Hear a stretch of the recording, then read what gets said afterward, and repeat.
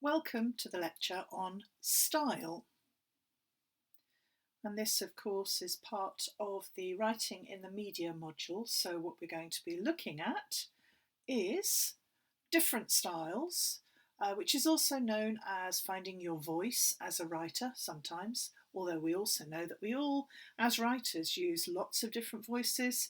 But, even when we're actually talking, we code switch, we speak in specific styles, we write in specific styles for appropriate contexts.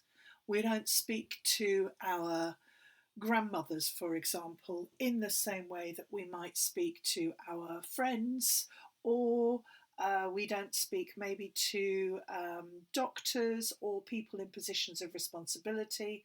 We don't speak to them in the same way that we might to our grandmothers or to our friends. So we change the style that we use to speak, code switching, but we also do that when we write as well. Now, tied into this notion of style is also branding. Who are you, and what is it that you want to be known as? And also, what do other people use for branding? And actually, branding and being a recognizable brand style is really important, not just for big names and companies, but also even individuals. We do want to be seen as specific types of people who are capable of doing particular things. Tied into a lot of this, we ought to be thinking about ethics and morality, particularly for those of you who are keen on working in the media. And of course, that all finishes us up with, who are you? What do you want to be known as? What do you want your writing to be known as? So style is very much about how we use language in specific contexts, and also what we want our work to be recognised for. Okay, so this is a style that you are probably so far extremely familiar with, academic style. And there's a great cartoon there on the right hand side from Calvin and Hobbes, which I have to admit I actually have as my desktop back screen, because it reminds me that very convoluted, inflated writing is not a good thing to have, even though we're all extremely familiar with it.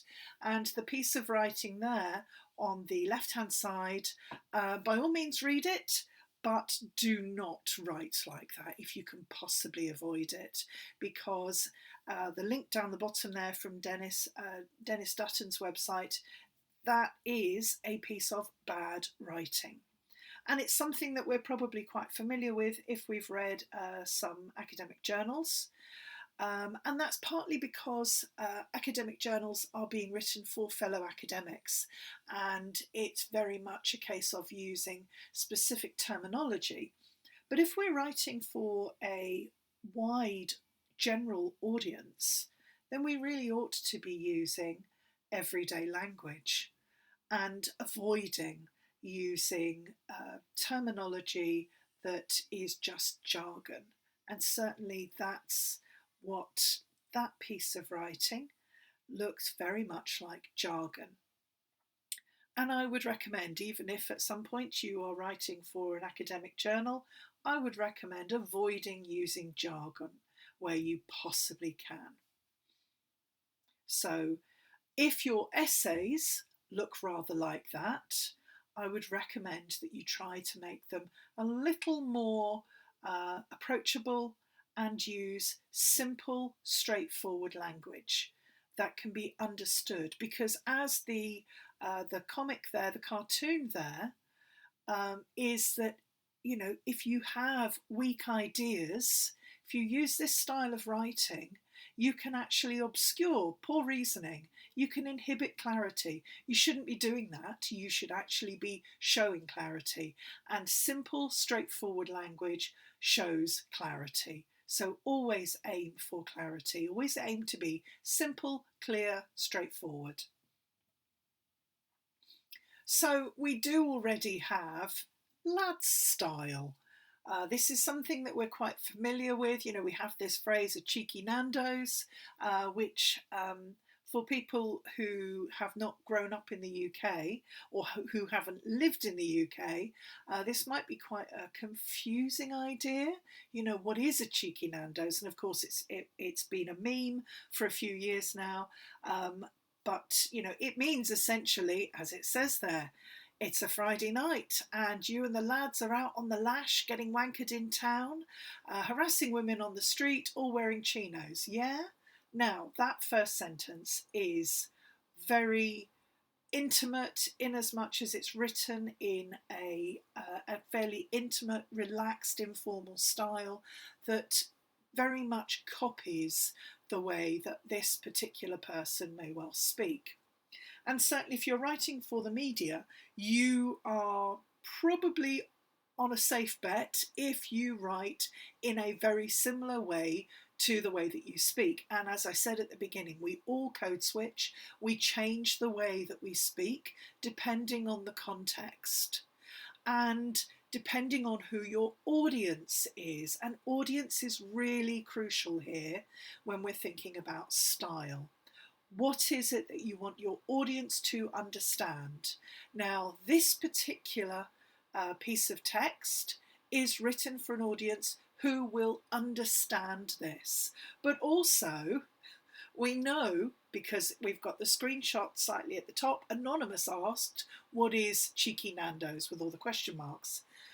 The response has been written purposely so that the anonymous asker won't understand it, because all of the language and the way that that piece has been put together absolutely fits in with this particular style, lad style we could call it, that is part of that cheeky Nando's phrase. You know, it's all written in that particular style. And, you know, looking at this, we could probably guess that this was written by someone who lives in the south of England. So, you know, London or anywhere sort of southeast Essex, the home counties and so on. Essex, Kent, London, you know, it's got that sort of flavour to it because of the type of language that it uses. Now, those of you that have already done modules on sociolinguistics, you know, this will be really familiar to you. So we've got that, that reference to it's a Friday night. So, you know, it's again something very much part of contemporary culture. Well, maybe not that contemporary because we can't do it currently, but, you know, normal life before the pandemic. Friday night, you and the lads. So, you know, this is this particular person with their friends. Out on the lash. So for those of you unaware of what being out on the lash is, it means that you're going out drinking, getting wankered in town, so getting drunk in town, harassing women on the street. So, you know, this is absolutely written in the style of a young man. And, you know, this, yes, this is misogynist and all the rest, but it could also be written in a very sort of sarcastic, you know, humorous style that actually is aping a particular type, a particular style, all wearing chinos, you know, so wearing a particular fabric and style of trousers. So, you know, it's building up a particular character that is built by the way that this, the words that are used, and also the construction with, you know, ending with that question, yeah?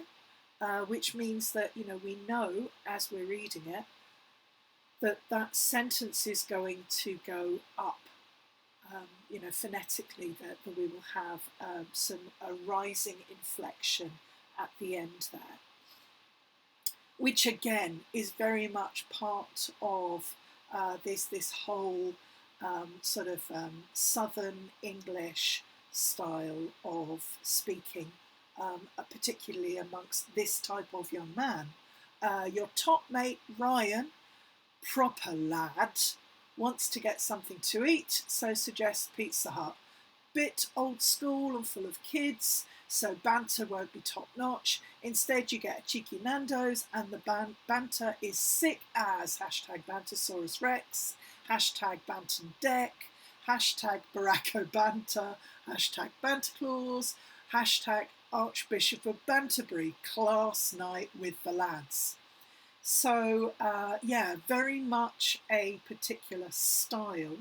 Now, we don't actually know whether this person, we've got a username at the top there from their Tumblr account, Head Full of Potter. We don't know if that's actually how they speak. It could well be. But it could also be that this is somebody who is just extremely good at code switching and watching, listening, and then copying this particular style. It is, as I say, it's a particular style that we are perhaps quite familiar with if you live in the southeast.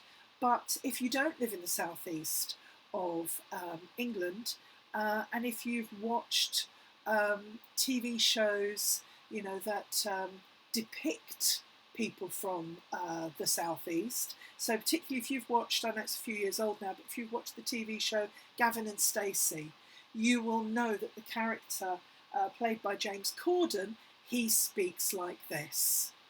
And James Corden, of course, is from the southeast. And the whole point of Gavin and Stacey is that it's the sort of the clash of cultures of a young woman from Wales and a young man from Essex, and how that sort of plays out comedically. So absolutely, the characters in Gavin and Stacey, who are, as I say, from Essex, they would understand and would use this type of language. So we've looked at just two particular sort of styles. We looked at academic style, we looked at lad style. There are hundreds of different styles out there. Of course there are. And we're going to actually have a look at some videos now. So the videos won't play in this recording. So what I've done at the top of each screen is I've put in a tiny URL where you'll be able to find these. And on Moodle, I will also provide the direct links. So you're going to have to stop this video in a moment and watch these three videos. So as it says, we're looking now for markers of style. And the reason why we're looking for markers of style is because if we can actually identify what it is that helps us to understand, oh, this is an academic style, or this is a lad style, or the other different styles we're going to look at, if we can identify what it is, then we can either copy that, use it for our own purposes, or we can avoid it. So it's absolutely about beginning now to identify specific style elements that you are using in your writing, and elements that you can pick out from other people's writing, and not just their writing, also their speech, their presentation, and as it says there on the right hand side, what are we being told in the following videos by these things. So these different things, the setting, the clothes, the language, they are different signs that will then key us into a specific style. And those specific signs are looked at under the umbrella of semiotics. So semiotics is the study of signs.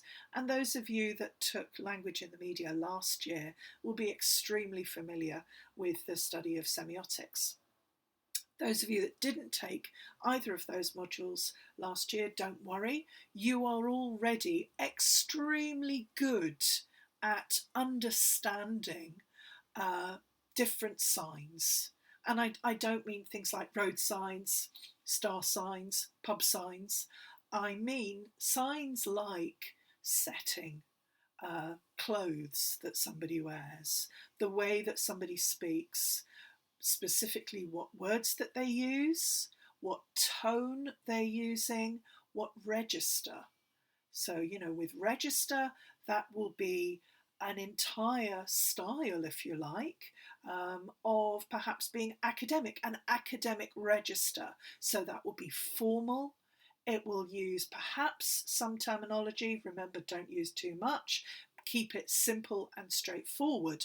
But an academic style, an academic register, will have a specific complex language quite often.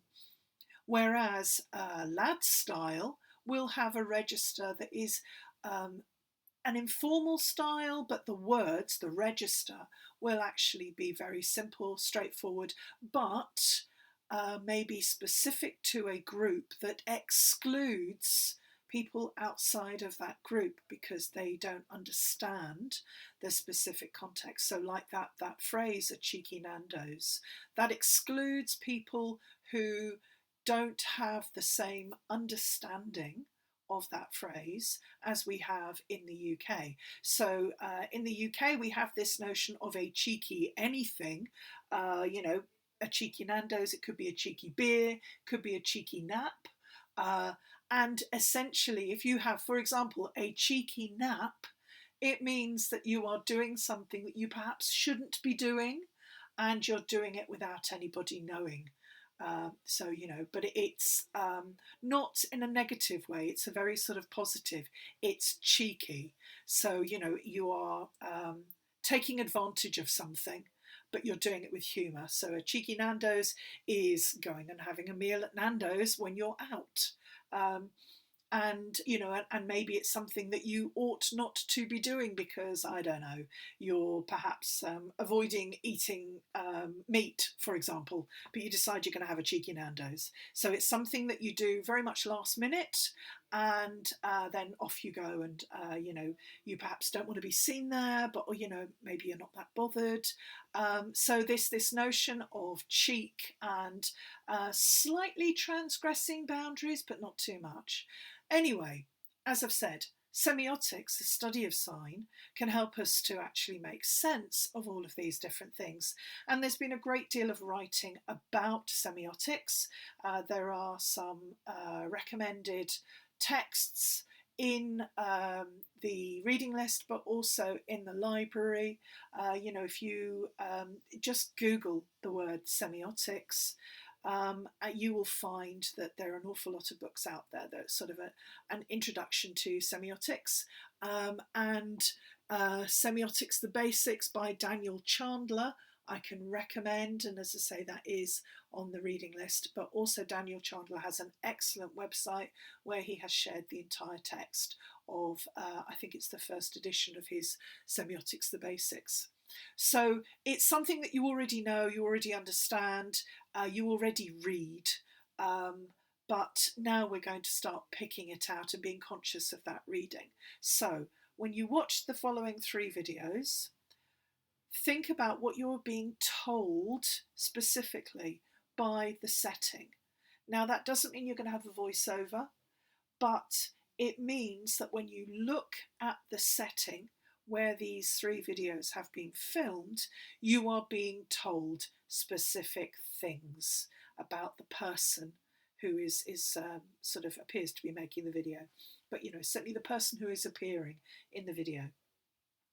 So go and watch the first one now, and it's an old black and white video, and it's this pretty much the original celebrity chef, this woman called Fanny Cradock, who used to appear on British TV back in the 60s and 70s. And there is the web address. So it's tinyurl, which will take you to YouTube, and I've given it a specific URL so that you can find it. So it's Writing in the Media, WITM-1.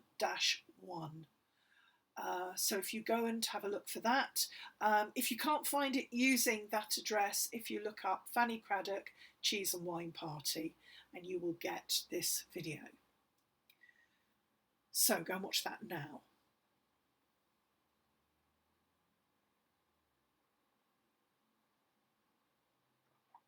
Okay, so hopefully you have watched Fanny Cradock in all her glory. You may not have watched the entire thing, that's absolutely fine. But you know, if you now know how to make a decent cheese and potato base for fondue, you know, there you are. That's you've also picked up something extra. So think about the things that I was mentioning a few moments ago. So, you know, what are you being told in the video about these things? So, setting. What were you being told about the setting here? And remember, the Fanny Cradock video starts with a shot outside her house.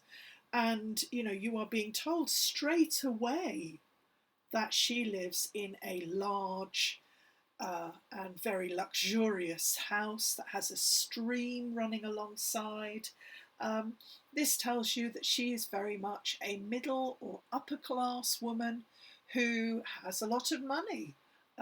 And, you know, she enjoys a particular lifestyle which goes along with it, with the whole idea of having dinner parties. And as she puts it, buffets.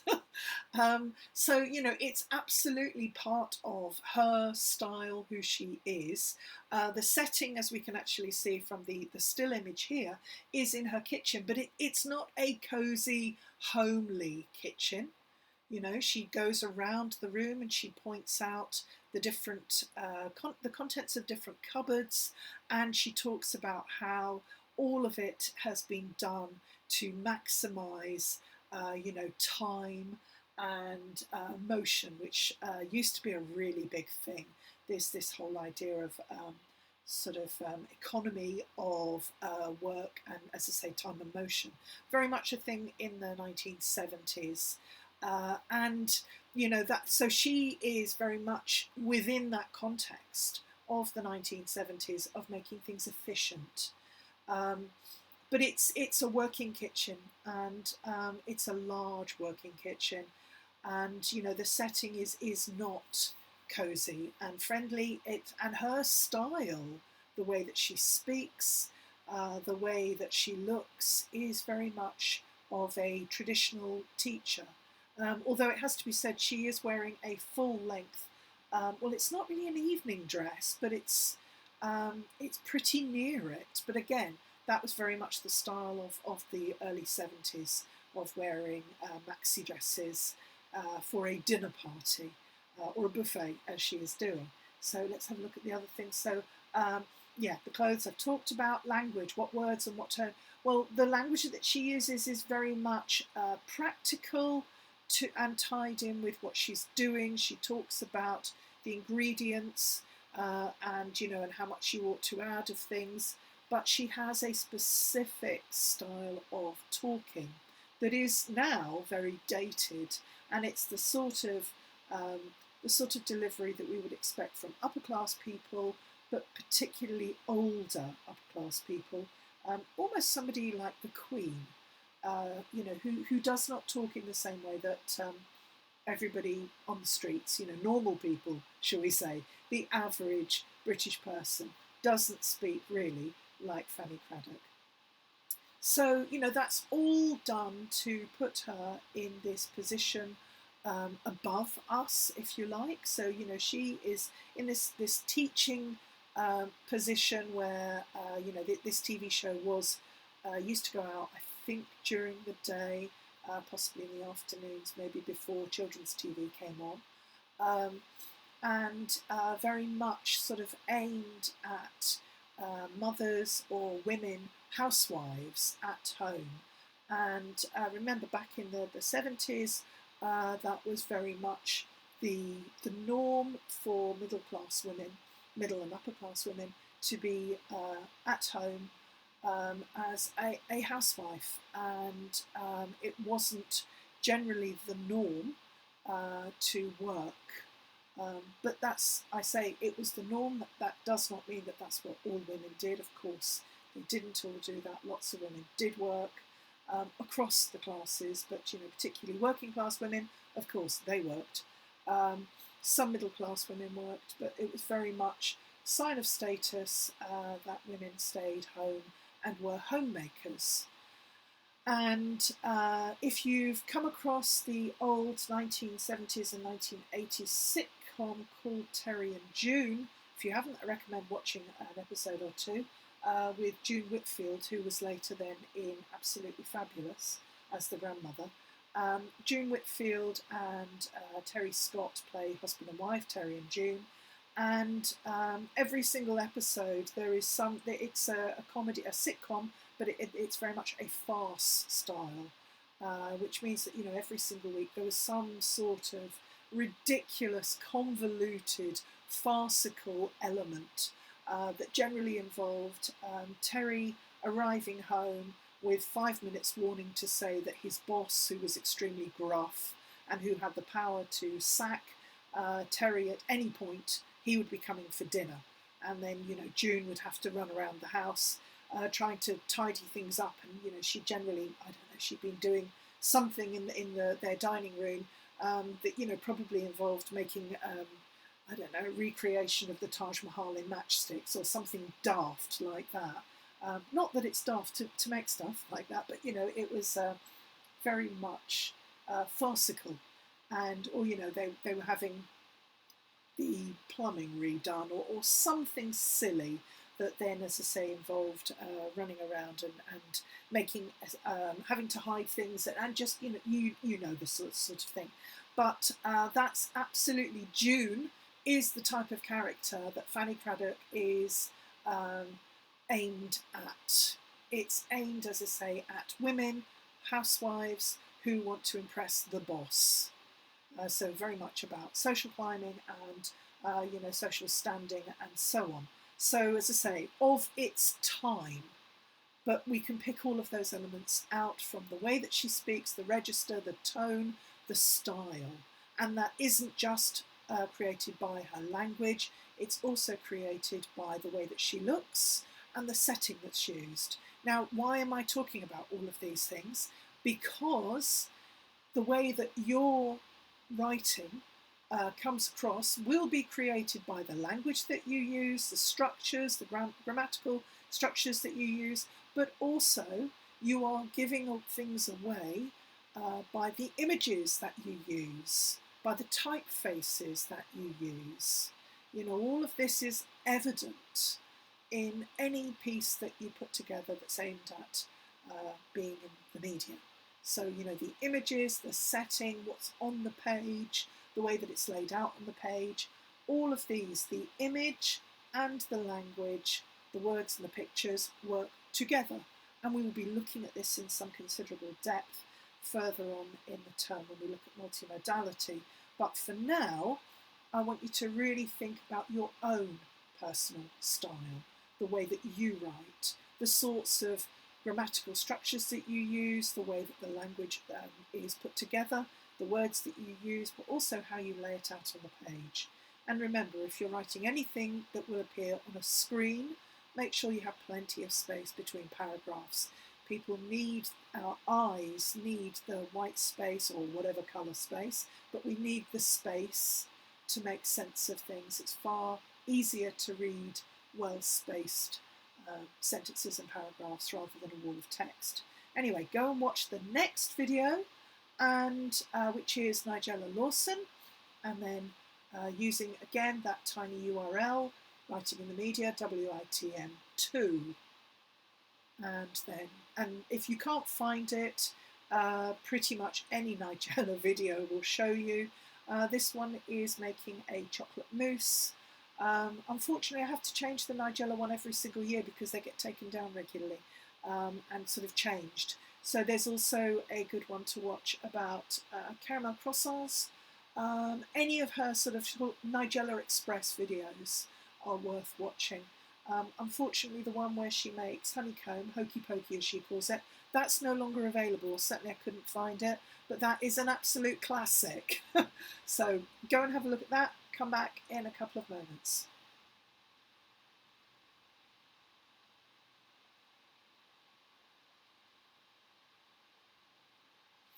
Okay, so hopefully you are back now and you've watched Nigella in all her glory. So start thinking again about the setting. Well, this is a house, a home. Maybe not a house, I don't know, maybe it's an apartment, who knows. The point is, this is absolutely being depicted as Nigella's home. It's cosy, it has little elements around, even from this picture, and I realise the picture that you can see on the screen is actually taken from the Hokey Pokey video and not the one that you've, if you've watched the Chocolate Mousse one, it's not that, because you can see she's got on a blue cardigan, but she's wearing the same black dress. But it's the same setting otherwise, and you can see that this is appears to be Nigella's own home, her own kitchen. Well, it's not. This is very much about artifice now.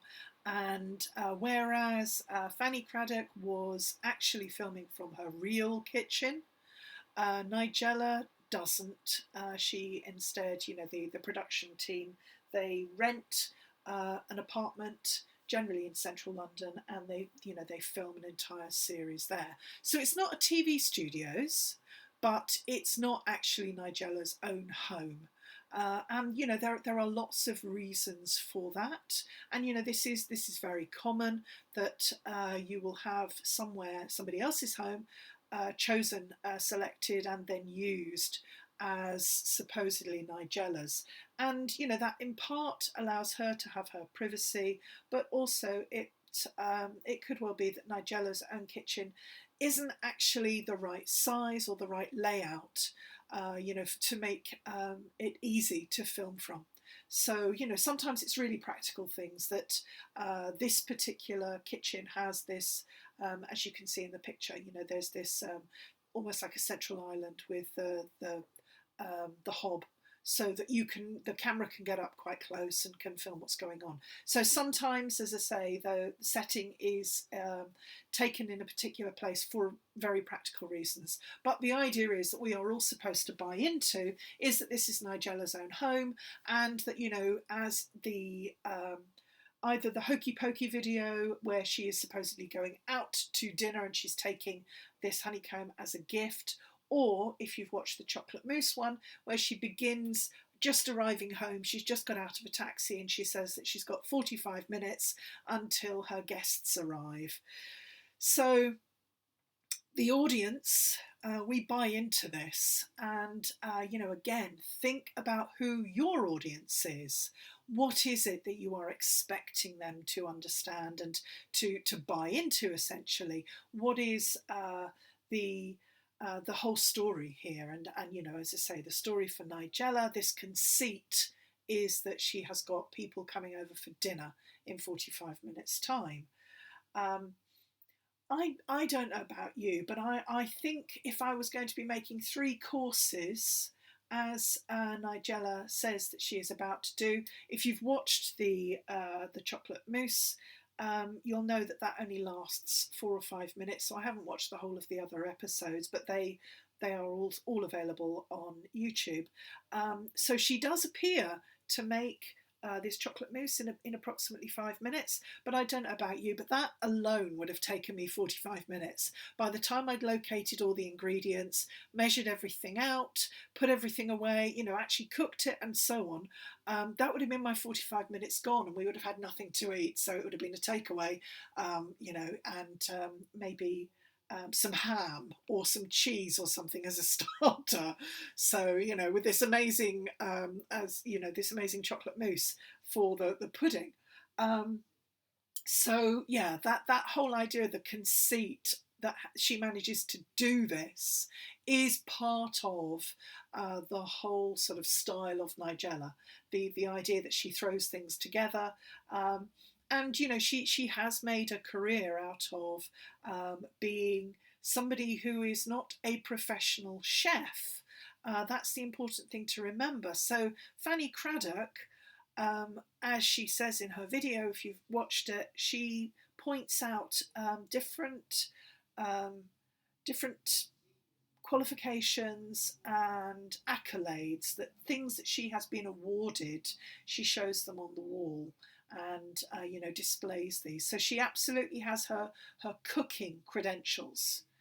Nigella Lawson is first and foremost a journalist, and her father was Nigel Lawson, who was a Chancellor of the Exchequer in Margaret Thatcher's government in the 80s.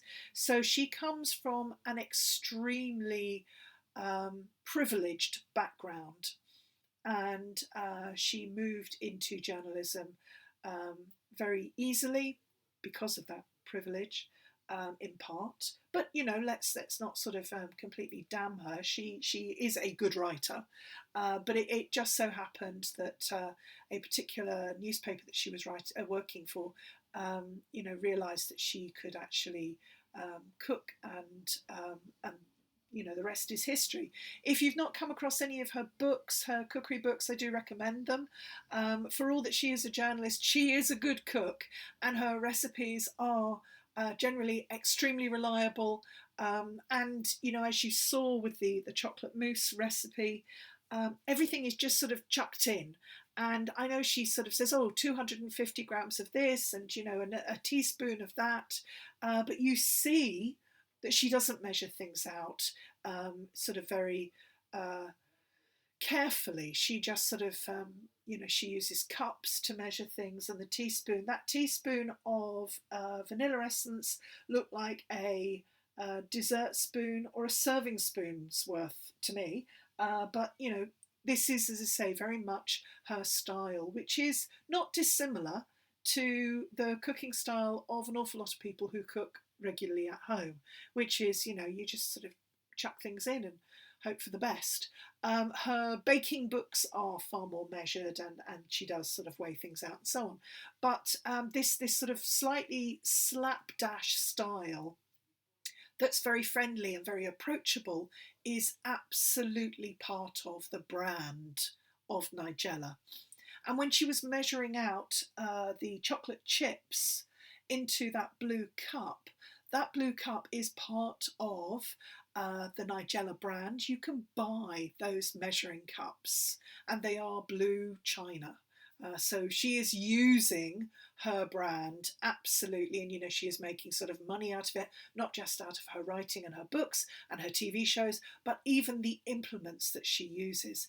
And that branding is very, very smooth and very accomplished. She is supposed to be like your best friend, or your sort of funky aunt, who sort of does all of these things and has this very almost Bridget Jones style life that she depicts.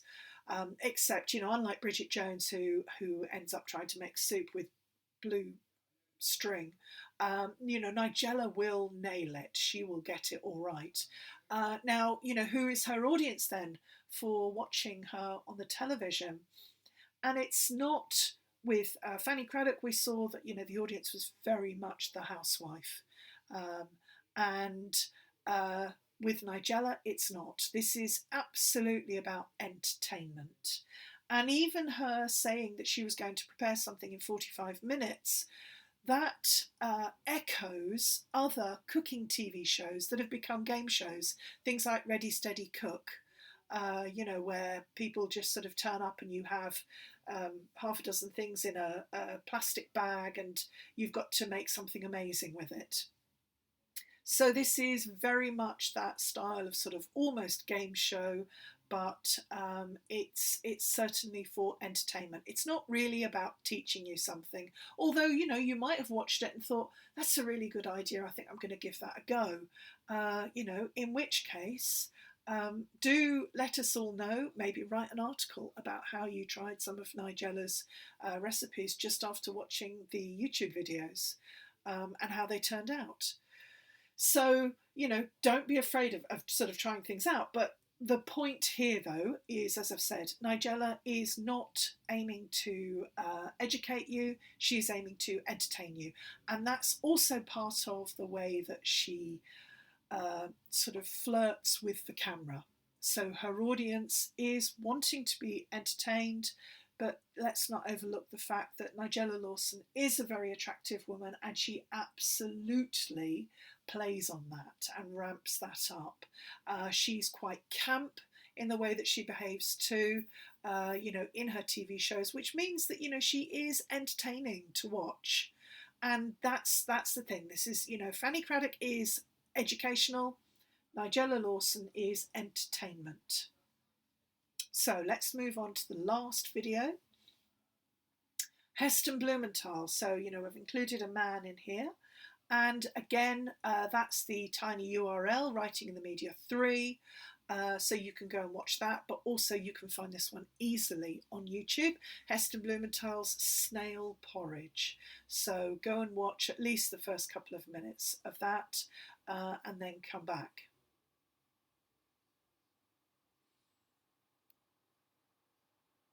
Okay, so hopefully you've watched Heston Blumenthal and his Snail Porridge.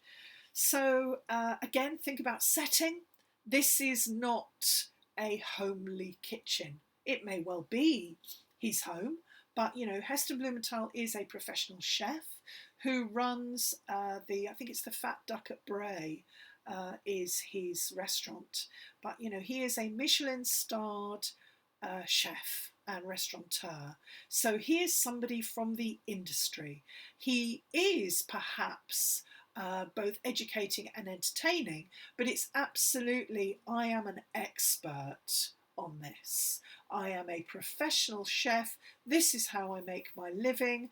And if you watch my videos, you might learn something, but it's also for entertainment purposes, but it's more of a documentary style. This is not cozy viewing necessarily, but instead it sort of gives you an idea, maybe a small idea of what it's like to perhaps create unusual dishes for a commercial kitchen. So, and that's the setting, is a commercial kitchen. So it could be that this is one of his, it could be a pub kitchen, one of the commercial kitchen that he uses. It could be his home, but it's also got elements of scientific research and experimentation. So whereas Nigella Lawson was using her own branded cups, measuring cups, Heston Blumenthal, when he measures things out, is using chemistry lab beakers, laboratory beakers, which absolutely is in keeping with his branding. Heston Blumenthal, yes, famously snail porridge, but also other very bizarre combinations. There is another video on YouTube. There are a lot of his that you can watch, but one of them is for curry ice cream, for example. And he famously made ice cream with liquid nitrogen as well. So the point of Heston Blumenthal is absolutely to be cutting edge experimentation, and that sort of feeds into an audience who are not like Fanny Cradock's audience, who's the housewife wanting to pick up some hints and some tips about how to make their next dinner party or the next buffet work really well. And neither are they. Neither is the audience part of the sort of the Nigella Lawson audience, who is watching it perhaps to be entertained, to have a laugh, to see what ridiculous thing Nigella Lawson will say next, how much she can get away with, because there is an awful lot of innuendo with Nigella Lawson. It's, as I say, Nigella is fairly easy viewing, but it's absolutely entertainment and designed to make you laugh. But she is, or at least to make you smile, maybe not sort of make you laugh out loud. Heston Blumenthal is not aiming to make you smile or to feel sort of warm and cozy or to feel flirted with. Heston Blumenthal is showing you, here's a really unusual experimentation that I can do, and here's my expertise. And we enjoy watching experts at work. But what's interesting is that he talks about how snail porridge is fairly quick and easy to make. and it only takes a couple of minutes to just sort of heat this up and add that and braise the snails and so on. But if you watch carefully, he talks about how long those snails have already been braised, how he's made this stock, and how everything has actually taken best part of a day. It's hours of prep. Now he says, oh yes, it's just a few minutes, and then gets out the little ball of herb butter that he's previously made. That's the thing, it's all been made from scratch. Again, compare that with Nigella, who talks about, for making that chocolate mousse, using things that are shortcuts. So she's absolutely situated in the the home. This is designed for somebody who wants to do something quickly and easily. Heston Blumenthal, his cooking and this particular video is designed for someone who takes a great deal of time, and actually, in order to make any money out of that, you have to do it on a large scale, and charge a lot of money, which is why his restaurant is popular and successful. Nigella's not doing it, she's not making this food for a paying audience.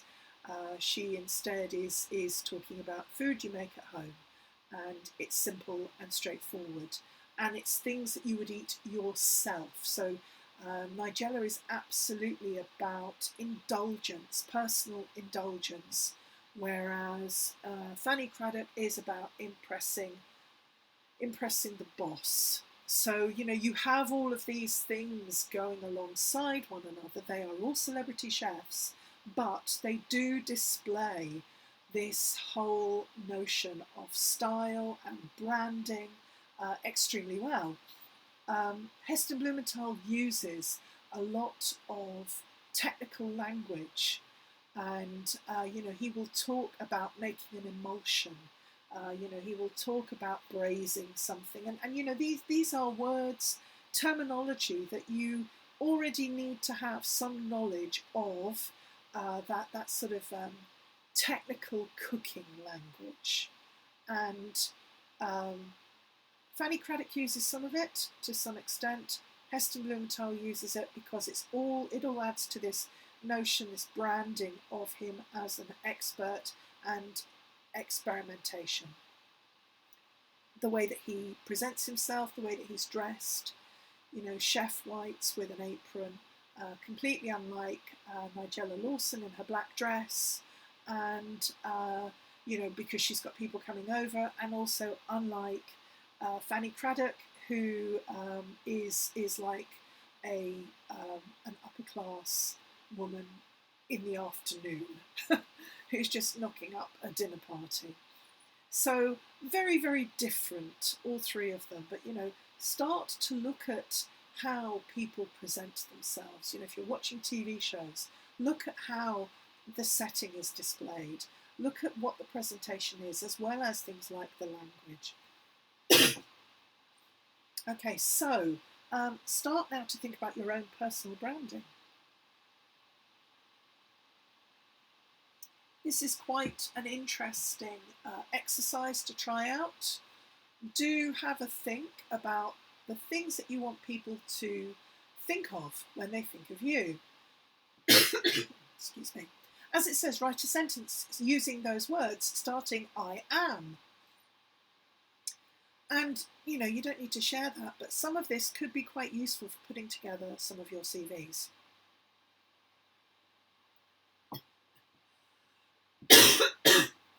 Excuse me. Okay, so I've put this in here. You may well want to go and have a look at this, but ethics and morality, particularly for journalists, this is an ongoing problem, shall we say, particularly here in the UK, where journalism and our media has taken maybe not surprising, but it's taken a turn for the right. And this is something that is even coming out and has been coming out over the last few days about who will be in charge of the Press Complaints Commission, who will be in charge of the BBC, and who the government want to have in those particular roles. And somebody's personal branding, what they stand for, what they believe in, will of course affect the media that they work for. And if they're in charge of it, that then affects that particular media outlet. Again, those of you that took language in the media last year, you'll be very aware of this. If you think about, when we looked at different types of biases and how some newspapers have a more right-wing viewpoint and worldview, and how that then appears in headlines and language used. It's the difference between refugee and immigrant. And for some people, those words are interchangeable, and for others, the difference between an immigrant and the difference to a refugee is extremely different. So, start to think about how language is used. Keep on asking questions. Why has that word been used here? Why that word and not this word? So, as it says there, 5 core principles of journalism. And this is something that, really all journalists should be sticking to in an ideal world. Journalism should be about truth and accuracy. But even that notion of what the truth is, what the facts are, this is something that we've seen being really attacked, if you like, over the last 5 or 6 years, and particularly under the Trump administration in America. There is no such thing as alternative facts. They are properly known as lies. So, that notion of truth and accuracy we should always strive for. Independence, yes, the journalist should be an independent voice. Journalists should not be swayed by political, corporate or cultural particular special interests. It should be very clear, and if you have a political affiliation, that should be clear, and as it says on there. So these are things to bear in mind if you want to go and work for the media, and I would definitely recommend that you start thinking about that now, because that will then help you to make decisions about who you would want to work for, and how movable your personal ethics and morality are, and where you want to actually position yourself. Okay, so let's go back to stylistics and linguistics. So we've talked a little bit about register, but as it says there, academic or scientific or legal, informal, medical, or lad style of register, what type of language is being used?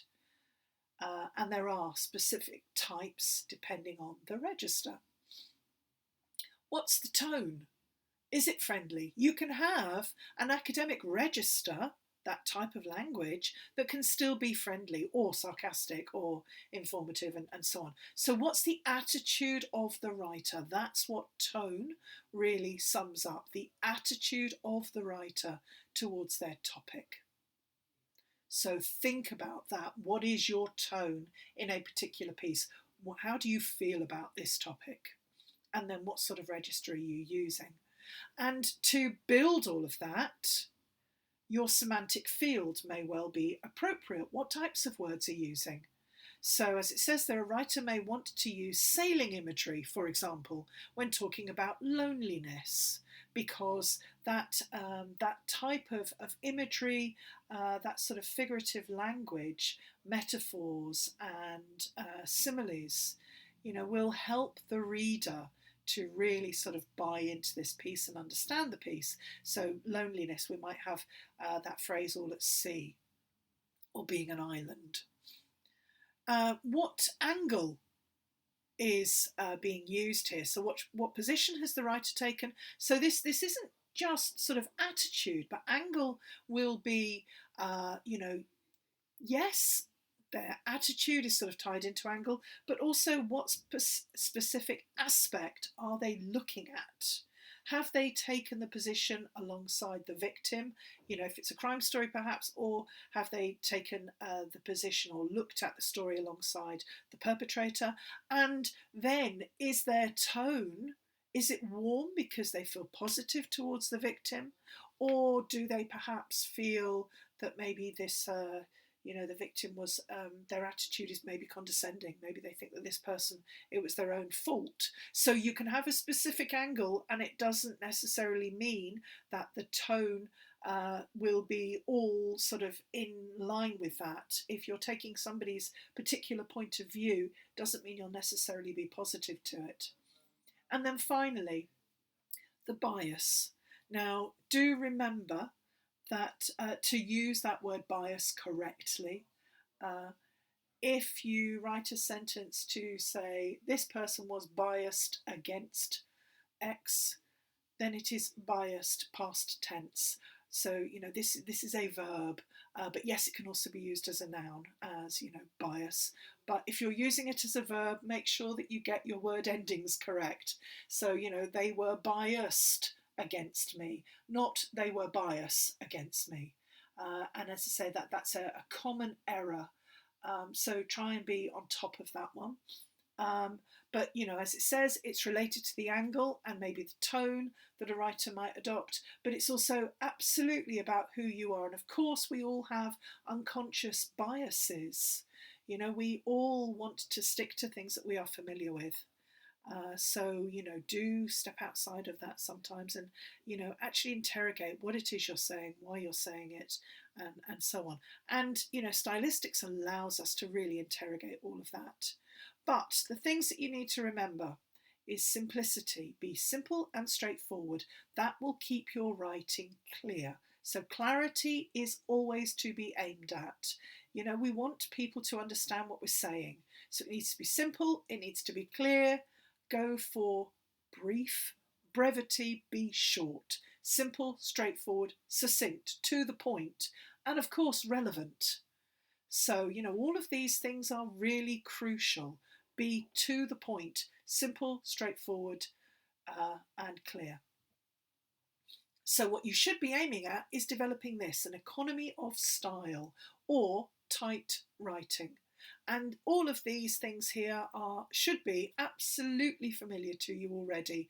Write your first draft, do not self-censor, don't worry about errors, spelling errors, or you haven't done all the research. Don't worry about it. Do not self-censor. That first draft, you just put everything down.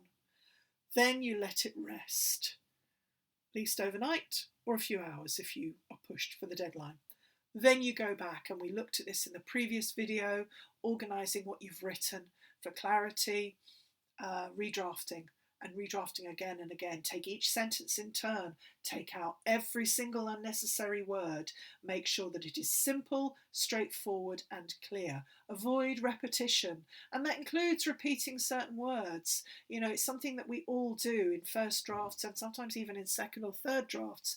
We will quite often have the same noun repeated in two sentences very close to one another, or the same verb, and it then sort of jars. So go back, have a look, and try and avoid that repetition. Definitely avoid cliches where at all possible. Try and make your writing fresh, but certainly simple and straightforward.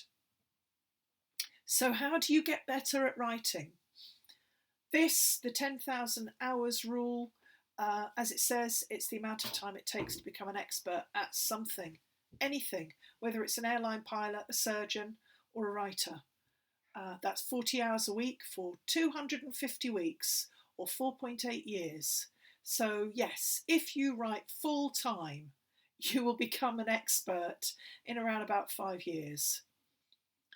Well, most of us don't have that time, or don't have the privilege of having a job that allows us to do something for 40 hours a week that we really enjoy. So it's going to take time, but you can only get better at it if you do more of it. So let's sum up and finish off for today. So yes, writers use different styles depending on their intended audience. Keep on thinking about who your audience is. Your personal style will develop over time. Your personal branding is about who you want to be and how you want to be seen. And yes, ethics and morality are important. How you project your brand is apparent in your writing, in the images that you use, in the typefaces that you use, in the writing style that you use. And better writing, a clearer style, improved branding can only be achieved with practice.